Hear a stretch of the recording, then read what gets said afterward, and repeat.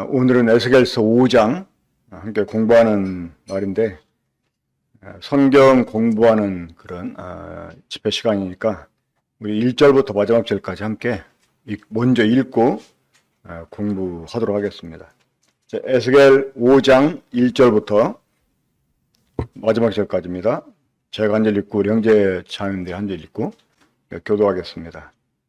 너 인자야, 너는 날카로운 칼을 가져다가 삭도로 삼고 내 머리털과 수염을 깎아서 저울로 달아 나누어 두라.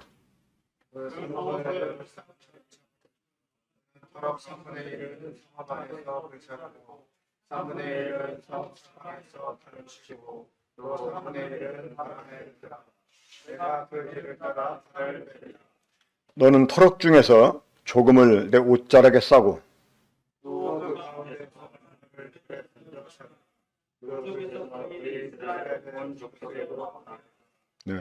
그 4장 1절부터 지금 우리가 함께 읽었던 이 5장 4절까지는 이제 하나님께서 에스겔로 하여금 하나님 말씀을 대언하게 하는데 좀 기이한 이런 형태로 하나님 말씀을 대언하게 하죠. 이제 그런 다음에 하나님께서 이제 그렇게 대언하게 하신 것에 대해서 본격적으로 본 내용을 5절부터 이렇게 말씀하십니다.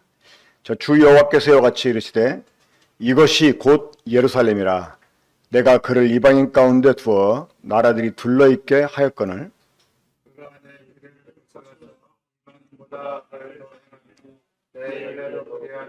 그를 둘러있는 나라들보다 더하니 이는 그들이 내 규례를 버리고 내 율례를 행하지 않았습니다. 그러므로 나 주 여호와가 말하노라 너희 요란함이 너희를 둘러싸고 있는 이방인들보다 더하여 내 율례를 행하지 아니하며 내 규례를 지키지 아니하고 너희를 둘러있는 이방인들의 규례대로도 행하지 아니하였느니라.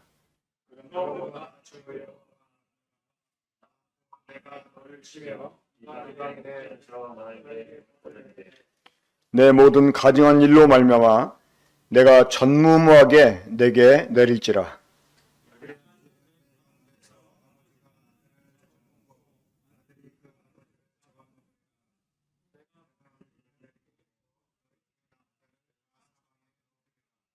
그러므로 나 주 여호와가 말하노라 내가 나의 삶을 두고 맹세하노니 내가 모든 미운 물건과 모든 가증한 일로 내 성소를 더럽혔은즉 나도 너를 아끼지 아니하며 긍휼을 베풀지 아니하고 미약하게 하리니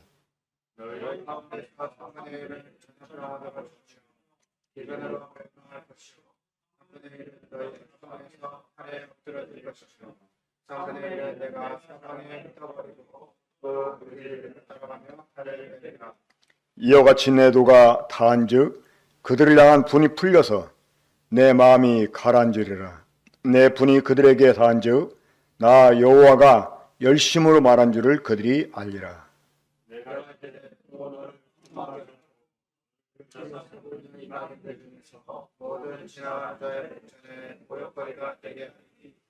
내 노와 분과 중한 책망으로 내게 벌을 내린즉 너를 둘러싸고 있는 이방인들에게 내가 수치와 조롱거리가 되고 두려움과 경고가 되리라. 나 여호와의 말이니라.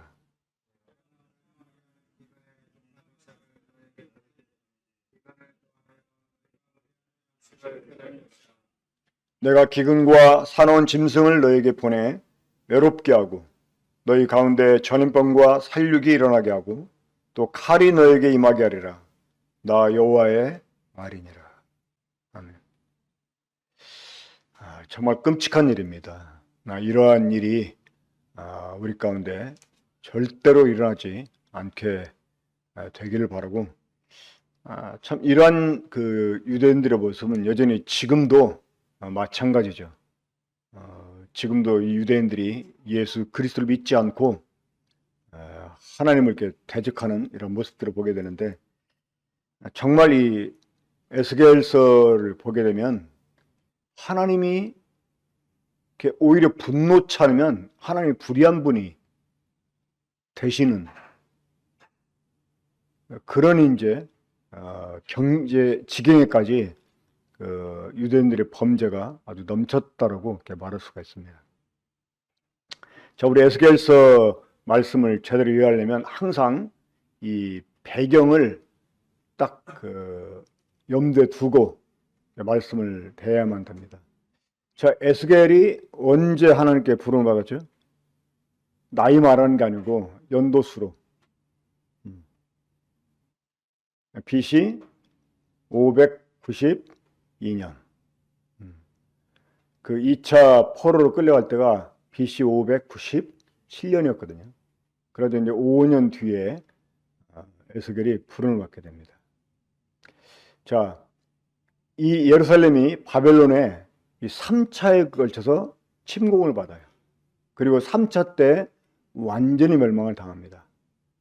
근데 이 에스겔은 2차 때 포로로 끌려가지고 그 여호야긴 왕 때 이제 그 여호야긴이 또 배반하니까 바벨론이 재차 침공에 들어가지고 그때 10,000명 정도를 이렇게 끌고 갑니다. 그때 에스겔도 잡혀가게 되죠.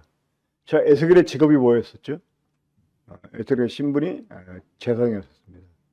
그러니까 30살 때 본격적으로 이 제사장의 직무를 수행해야 될 나이가 되었을 때 하나님이 에스겔을 선지자로 불러가지고 하나님 말씀을 대언하게 하십니다. 저는 지난주 그 4장 말씀을 이렇게 들으면서 같은 선지자라도 다른 선지자들은 하나님 말씀을 주시면 말씀만 하면 됐잖아요. 근데 에스겔은 이건 완전히 몸으로도 때우기 힘든 그런 일이 아닐까.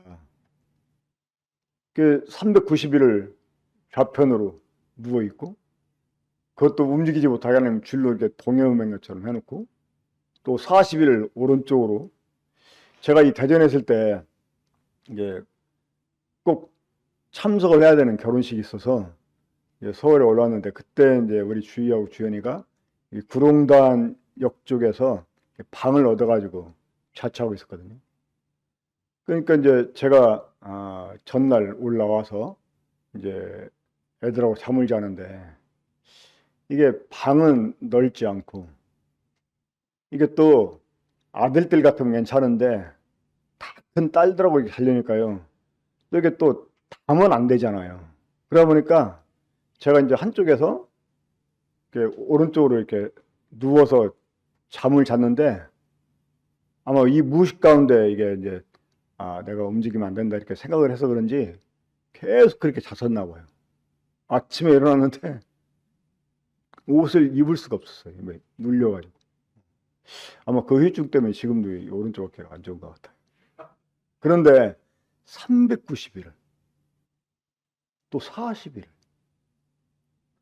정말 또 그것도 아니 유다인들이 하나님의 벌을 받아가지고 굶주리는 거야 그렇다고 치고 왜 에스겔이 이렇게 굶어야 되냐고요. 이 저울로 다서 먹고 또 그것도 소똥을 연료를 해가지고 구워 먹고 정말 막. 근데 오늘 5장에도 그런 말씀 나오지만 하나님이 이 에스겔에게 네 머리털하고 수염을 깎으라고 말씀하시잖아요. 이 원래 제사장들은 머리털 이렇게 수염 깎으면 안 됩니다.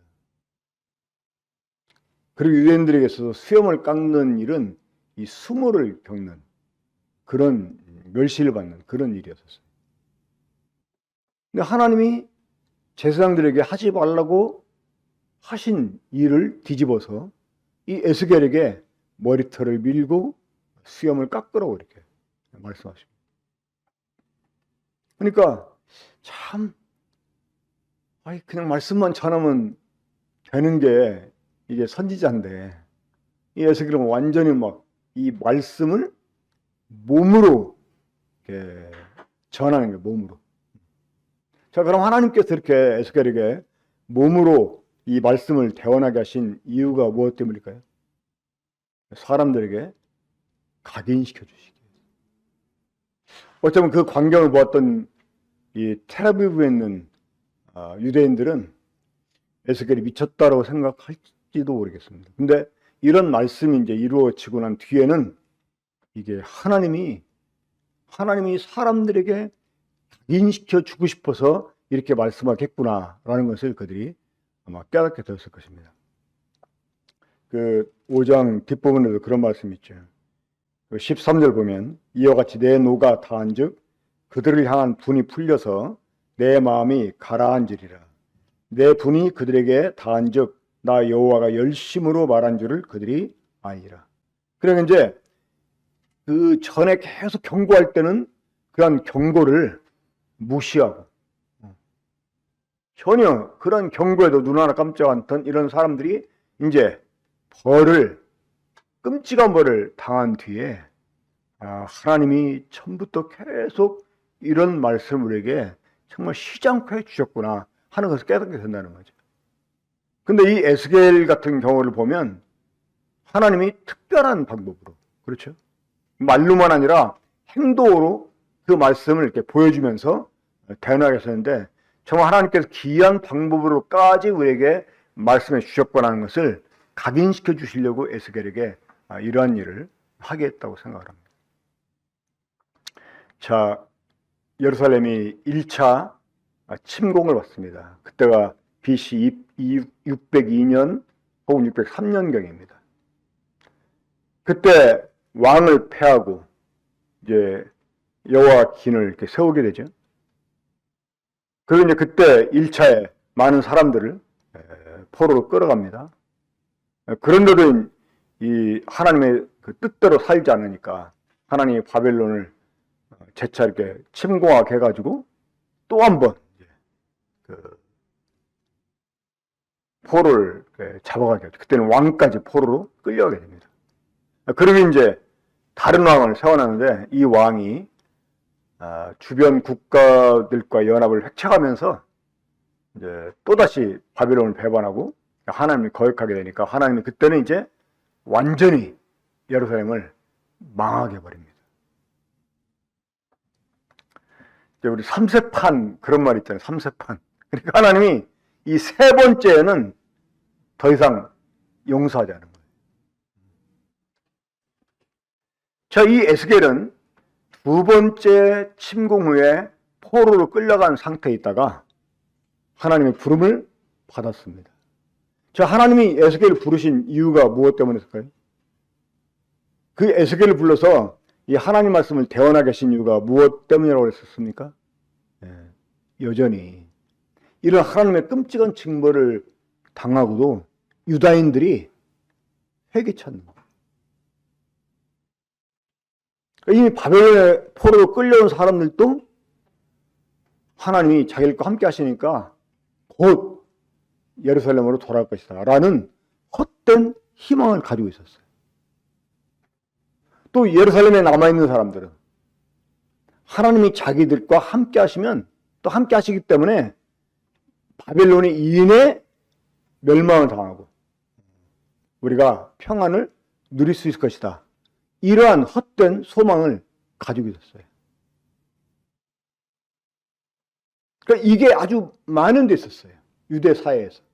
이 바벨론의 포로로 끌려온 유대 사회나 예루살렘에 남아있는 유대 사회나 이런 헛된 믿음, 헛된 확신, 헛된 꿈이, 헛된 소망이 아주 많은 데 있었어요.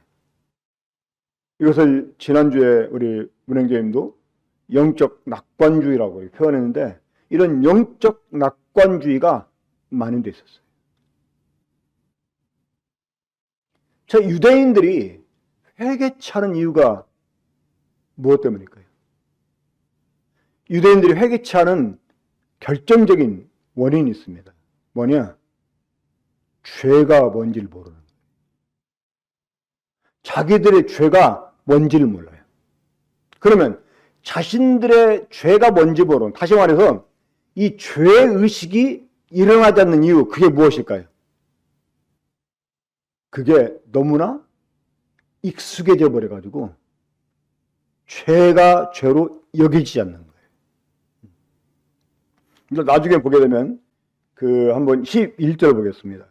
그러므로 나 주여가 말하노라 내가 나의 삶을 두고 맹세하노니 네가 모든 미운 미운 물건과 모든 가증한 일로 내 성소를 더럽힌즉 나도 너를 아끼지 아니하며 긍휼을 베풀지 아니하고 미약하게 하리라. 이 미운 물건이 무엇입니까? 우상들이죠.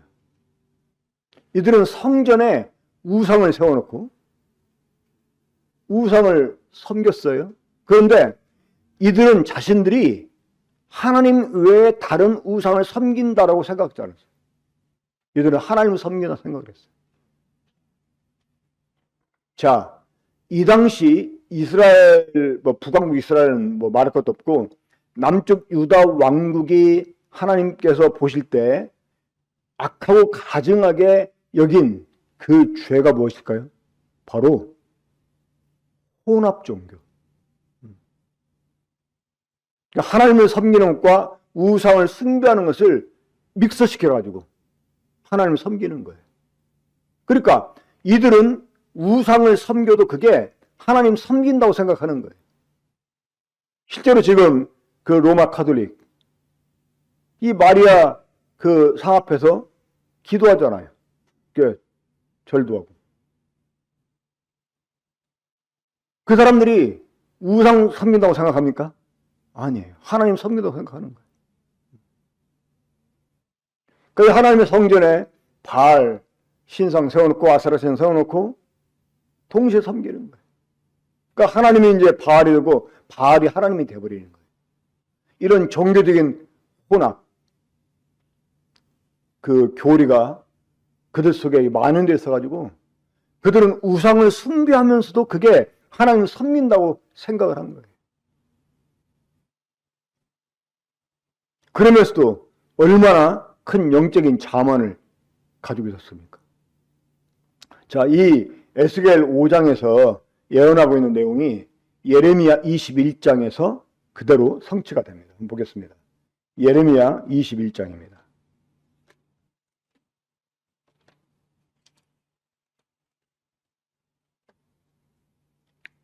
지금 그 바벨론이 제3차 침공을 한 상태입니다. 우리 지난 그 4장에서 하나님이 에스겔에게 토판을 만들게 하고 그 예루살렘 성처럼 이렇게 만들게 하잖아요. 그러니까 이제 그 사방을 막 공격하는 공성대지 뭐니 해가지고 막 다 그 만들어 놓게 하잖아요. 그런 다음에 그 좌편으로 390일, 우편으로 40일 이렇게 누워있게 하고. 그게 지금 예루살렘에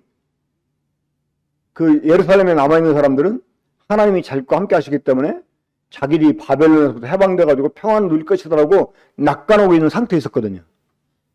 지금 그런 그 유대인들에게 경고하고 있는 것입니다. 이 에스겔 5장이. 근데 그게 지금 예레미야 21장에서 지금 성취가 되고 있는 거예요. 자, 보세요. 21장 1절입니다. 여호와께로부터 예레미야에게 말씀이 임하니라. 시드기야 왕이, 시드기야는 바로 이제 이 3차 그 침공 때 완전히 막 눈도 뽑히고 해가지고 포로로 끌려가다가 나중에는 거의 바벨론에 죽게 되는데, 이 사람은 남쪽 유다의 마지막 왕입니다. 그 두 번째 침공 때 포로로 끌려갔던 여호와긴의 그 이제 숙부되는 사람인데, 자 보겠습니다.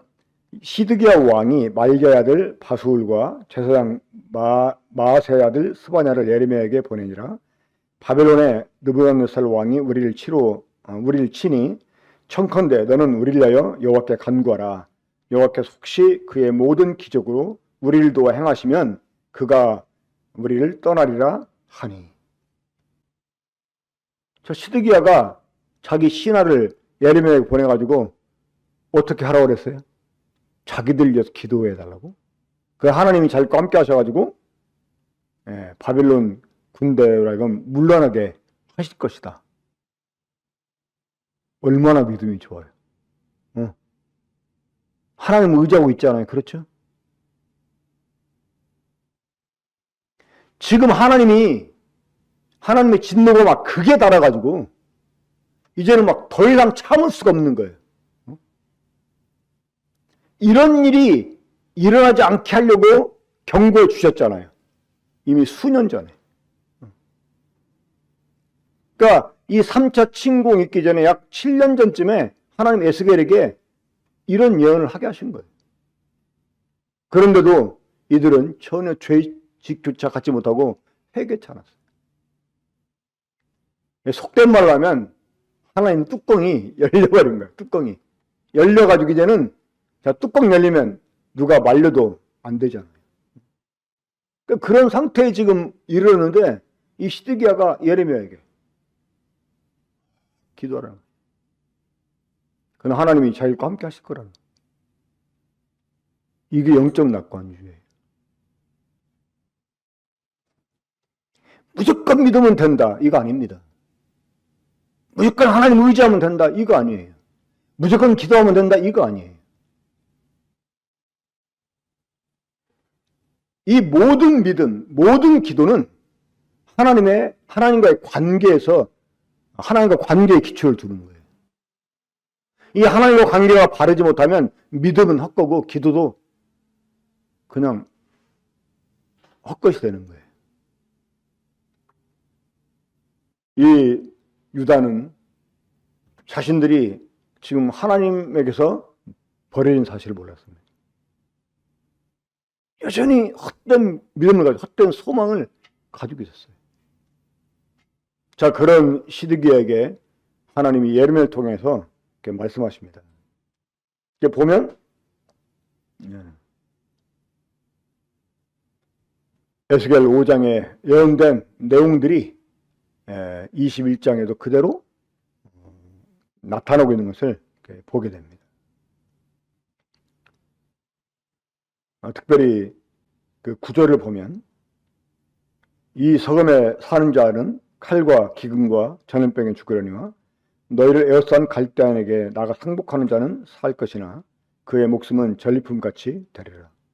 여호와의 말씀이니라. 내가 나의 얼굴을 이 성읍으로 향함은 복을 내리기 위함이 아니요 화를 내리기 위함이라. 이 성읍이 바벨론 왕의 손에 넘김이 될 것이요 그는 그것을 불사르리라.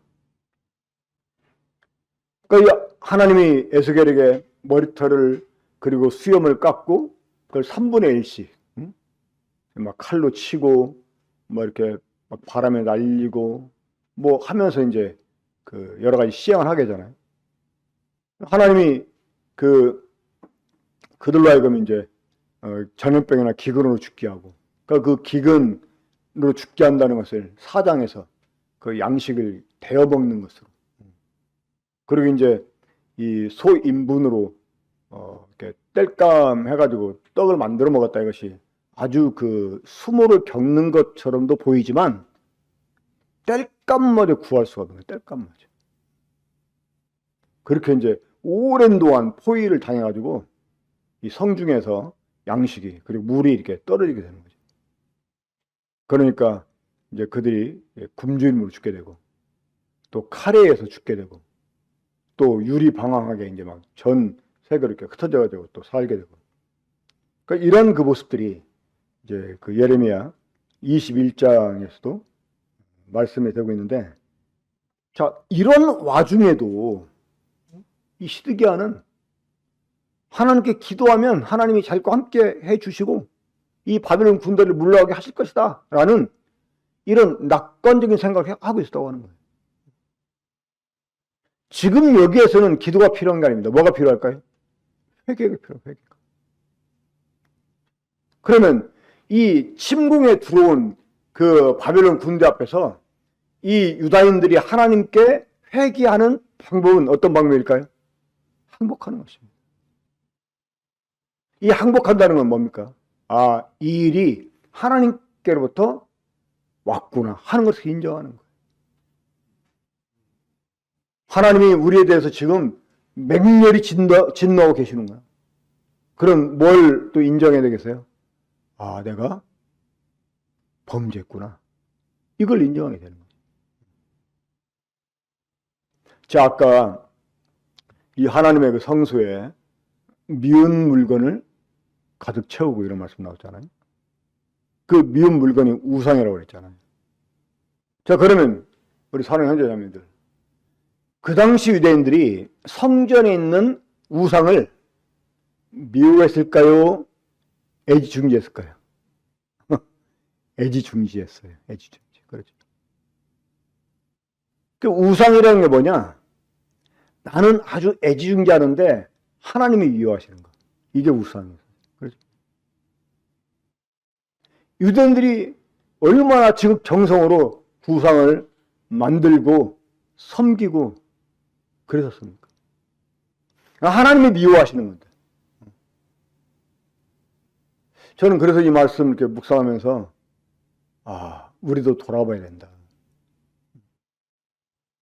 내가 애지중지하면서 놓지 못하는 거. 하나님은 그걸 미워하시는데 여전히 내가 만지작거리고 있는 거. 이것들이 우상이라고 하는 거예요. 그러니까 이 바벨론에게 항복하는 것이 하나님께 회개하는 첫 번째 모습이에요. 이 하나님의 진노 앞에서 자신들의 잘못을 인정하고, 그러니까 이 잘못을 딱 인정하는 사람은요, 하나님이 나에게 어떤 벌을 내려도 내가 감수하겠다, 이런 태도를 갖게 됩니다. 그렇죠? 애들이 막 맨 처음에는 혼날까봐 잘못 안 한 것처럼 막 발뺌하고 어떡하든지 회피하고 막 이러는데, 빼도 박도 못하는 증거가 탁 나오면 어때, 애들이? 딱 인정하잖아요. 이제 인정하면 지가 맞을 걸 알아요. 그래서 이제 맞아도 억울하게 생각을 안 합니다. 그러니까 이 바빌론에게 그렇게 항복을 해야 돼. 그리고 이제 그 지난주에 390일 또 390일, 40일, 이게 이제 하루가 이제 1년이라고 했잖아요. 북왕국 이스라엘이 유다에게서 이렇게 떨어져 나갔을 때로부터 이 바벨론에서 포로로 돌아올 때까지가 390년 된다고 그래요. 그리고 유다가 이 3차 침공으로 멸망을 당한 뒤에 이제 다시 돌아올 때까지가 40년 좀 이렇게 된다고 그럽니다. 그러니까 이제 지난번에 문영님이 그런 얘기했지만 저도 이렇게 여러 이제 것을 참고해 보니까 어떤 사람들은 에스겔이 뭐 390일, 40일 누워가지고 이스라엘과 유다의 죄를 담당했다, 이것을 예수님이 우리 죄를 담당하시는 것처럼 또 적용을 시키는 사람들이 많이 있더라고요. 그건 이제 말도 안 되는 거고, 이스라엘과 유다가 하나님께 범죄한 횟수만큼 그들이 하나님께 징벌을 받는 것을 말하는 거예요. 자, 다윗도 범죄하고 난 뒤에 하나님 용서해 주셨지만 어땠어요? 벌은 받았어요. 그러니까 용서는 받았지만 그는 그것 때문에 벌을 받았습니다. 그러니까 하나님이 이 이스라엘을, 유다를 결국 이 징벌 가운데 던져 놓으시고, 그들로 하여금 그러한 죄값을, 그러니까 죄값을 치른다기보다는 그 하나님의 그 징벌의 한 일환으로 그들이 그런 수모를 겪게 해 주셨다고 하는 겁니다. 저는 이 지난주에 4장 말씀 듣고 또 5장 말씀을 묵상하면서 다시 한번 이 영적 낙관주의가 얼마나 무서운지, 이거는 양심이 화인받은 것 같은 경우와 다를 바가 없는 거예요. 그러니까 죄를 죄로 여기지 않는, 그러니까 하나님의 말씀을 들어도 자신하고는 상관이 없는 것처럼, 그걸 듣긴 듣지만 마치 노래를 잘하는 사람 앞에서 노래를 듣는 것처럼 말씀을 즐기게 하는데 행하지 않는 거예요. 이 예레미야를 보게 되면요, 이 시드기야가 자주자주 예레미야에게 사람 보내가지고 하나님이 무슨 말씀을 했는지 듣게 합니다. 이 시드기야는 예레미야가 하나님의 사람인 것을 알았어요. 다른 사람이 죽이려고 할 때 쉽게 죽이지 못하게 했습니다. 하지만 이 시드기야는 예레미야를 통해 들려진 하나님의 말씀을 듣긴 듣지만 그대로 실행하지 않아요. 자, 그렇다면 이 유다인들로 하여금 영적 낙관주의에 빠지게 하는 것, 이 시드기야가 하나님 말씀을 그 예레미야를 통해 듣긴 들었지만 또 듣기를 원했지만 그럼에도 불구하고 이 하나님 말씀대로 하지 않게 된 결정적인 또 하나의 이유가 있습니다. 뭐냐? 바로 이 거짓 선지자들 때문에. 거짓 선지자. 그러니까 이 잘못된 가르침. 이 거짓 선지자들이 굉장히 많았어요. 자, 우리 요즘 남양기 큐티 본문에도 주님이 거짓 선지자들에게 미혹되지 말라고, 사람들에게 미혹되지 말라고 이렇게 말씀하시잖아요. 그러니까 이 거짓 선지자의 특징이 뭐냐? 평안을 얘기하는 평안을. 평강하다. 그 하나님 우리와 함께 하신다. 하나님 우리에게 복을 주신다. 이러면서 긍정적인 막 낙관적인 생각들을 가지게 하고, 그리고 죄를 지적하고 정말 바르게 살기를 이렇게 권하기보다는 무조건 기복적인, 하나님 믿으면 다 잘 될 것처럼 얘기하고, 그러니까 이러한, 그리고 이제 내가 뭔 짓을 해도 하나님이 나와 함께 하신다, 이런 또 생각들을 가지게 하고 해가지고 사람들이 죄를 아주 심상히 여기는 이런 그 상태로 만들어 놓은 사람들이 그냥 이 거짓 선지자들이라고 하는 거예요. 이 잘못된 종교 지도자들. 자, 그러면 이 거짓된 종교 지도자들의 이제 결정적인 죄, 어떤 죄가 있을까요? 하나님 말씀을 사람의 생각으로 바꿔가지고 사람의 계명으로 교훈을 삼아서 가르치는. 자, 예수님 당시에 바리새인들 보세요. 그 사람들이 우상 섬겼나요? 우상 섬기지 않았어요. 이 구약에 나와 있는 그 유대나 이스라엘 사람들의 지은 죄들, 바리새인들은 그런 죄 짓지 않았어요.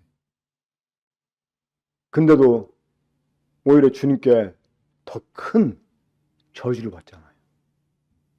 그 이유가 뭐 때문입니까?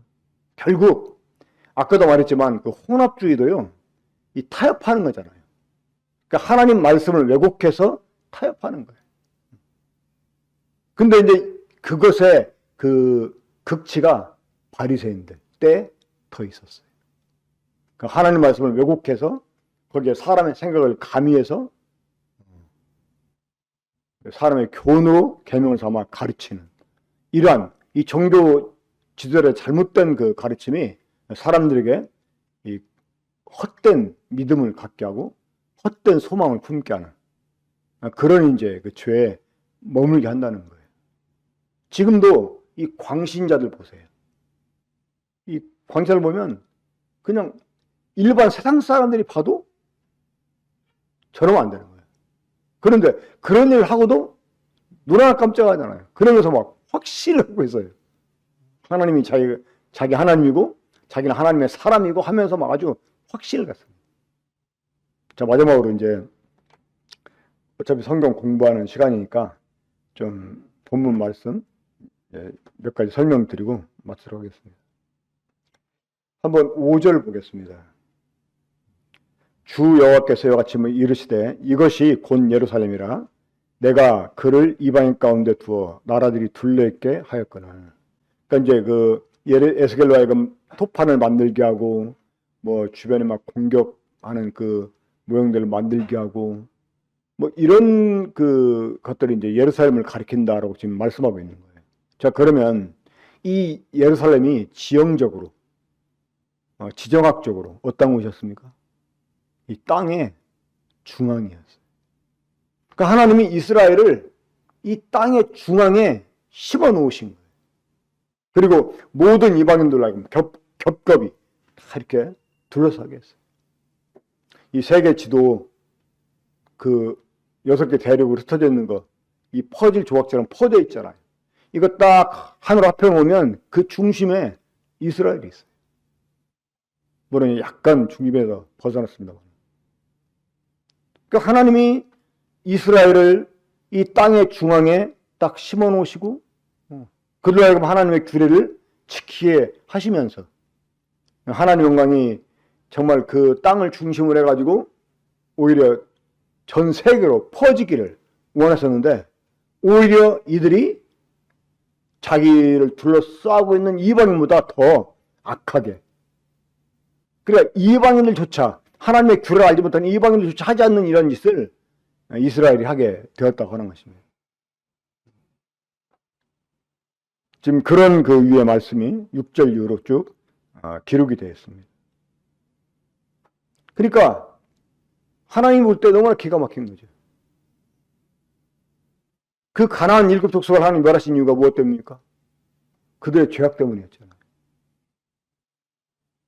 그들을 쫓아내시고 거기에 이스라엘 심어 놓으셨는데 이거는 이 쫓겨난 가나안 족속보다 더 큰 죄를 짓는 거예요. 정말 하나님 가슴이 무너지는 일이었던 거죠. 저는 지난주에도 에스겔서 말씀 들으면서 요한계시록 2장 말씀이 생각났습니다. 에베소 교회를 향해서 주님이 네 촛대를 옮겨버리겠다 이렇게 말씀했죠. 주님이 피로 사신 교회입니다. 교회는 어떻게 보면 영적으로 세상 중앙이나 마찬가지죠. 하나님이 세상의 중심으로 이 교회를 삼으셨어요. 하지만 이 교회가 하나님의 뜻대로 있지 못하면 교회는 더 이상 교회일 수 없는 거예요. 이 하나님이 성전을 버리시고 성전을 떠나신 것처럼 우리 주님이 교회도 버릴 수가 있어요. 물론 이건 어떤 지역교회들을 국한해서 하는 말일 수 있습니다만, 그러니까 교회가 교회답지 못할 때, 그 마태복음 18장에 보면 두세 사람이 내 이름으로 모인 그곳에 나도 그들 가운데 있다 이렇게 말씀했잖아요. 그게 두세 사람이 주님의 이름으로 모이면, 아무 데서나 모이면 주님이 그들 가운데 있다 그런 말씀이 아닙니다. 그게 어떤 말씀 끝에 나왔어요? 징계에 관한 말씀을 하시던 끝에 나왔어요. 네 눈이 범죄하거든 눈을 뽑으라고 그랬어요. 네 오른손이 범죄하고 오른손을 찍어버리라고 그랬어요. 그러니까 성한 몸을 가지고 지옥 가는 것보다 차라리 눈 하나 없이 천국 가는 게 낫다. 이런 식으로 주님 말씀하시면서 이 교회는 절대 죄를 용납해서는 안 될 것을 말씀하고 있는 것입니다. 우리들의 몸에서 눈이 얼마나 소중한 것입니까? 그렇죠? 하지만 그 눈이라도 범죄하면 찍어내버리라는 거예요. 뽑아내버리라는 거예요. 이 손 없이 발 없이 얼마나 불편합니까? 우리들의 그 외적으로, 우리들의 몸에 외적으로 나타나는 지체 가운데서 팔, 다리가 머리 빼놓으면 전부잖아요. 어떻게 보면 그렇잖아요. 근데 이게 없다고 생각해보세요. 근데 그게 범죄하면 찍어내버리는 거예요. 그만큼 죄를 교회가 용납해서는 안 된다는 거예요. 하지만 그 사람이 회개하면 용서하는 것입니다. 회개하면. 근데 그렇게 교회가 권고하는데도, 여기도 3번 권고하잖아요. 개인적으로 권고하고, 교회 두세 사람 대표가 가서 권고하고, 교회 전체가 권고를 안 들었다. 그러면 그때는 쫓아나라는 거예요. 그래가지고 두세 사람만 남아도 주님은 그곳에 계시다는 거예요. 두세 사람이 주님의 이름으로 아무 데나 모이면 거기 계신다. 그런 의미가 아닙니다. 그래도 몇몇 사람들이 지들끼리 모여가지고 여기도 주님 계시는데 뭐 이렇게 말하는 사람도 있어요. 그 말씀이 그런 의미가 아니에요. 정말 교회가 거룩함을 지키기 위해서, 정결함을 지키기 위해서 범죄하고 회개 찾는 사람을 다 끌어냈어도, 그래서 두세 사람만 남았어도 주님이 거기에 계신다는 거예요. 교회다운 교회에 계신다는 거예요. 하나님이 성전을 떠났어요. 이방인들이 성전을 완전히 무너뜨리겠어요. 하나님 영광이 이스라엘 가운데서 떠나버린 것입니다. 이미 떠났는데 여전히 거기에 하나님이 계시다 생각을 하고 자기들이 기도하면 하나님 들으신다고 생각을 하고 착각 속에서 헛된 소망을 가졌어요. 하나님이 그런 유다를 쓸어버린 거예요. 완전히 막 그냥 전염병으로 기근으로 죽게 하고 막 칼로 죽게 하고 흩어져 뒤쫓아가면서 죽게 하고 하나님이 완전히 어떻게 보면 막 정말 아까도 말씀드렸지만 뚜껑이 열려가지고 막 그냥 더 이상 참지 않고 그렇게 말씀하시잖아요. 불쌍히 여기지 않겠다 그렇게 말씀하시죠. 그러니까 우리는 정말 이 하나님 두려워하는 마음으로 이 죄를 두려워하는 이런 마음을 가져야 됩니다. 교회가 교회다울 때 교회인 것입니다. 그렇지 않으면 주님은 네 촛대를 옮기겠다 이렇게 말씀했어요. 촛대가 무엇이었어요? 촛대는 7교회라고 요한계시록에서 설명해 줍니다.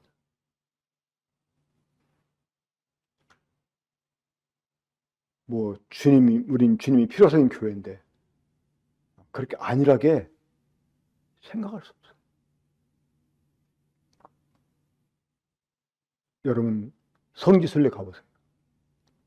특히 이 바울의 발자취를 따라서 터키 이런 데 가보세요.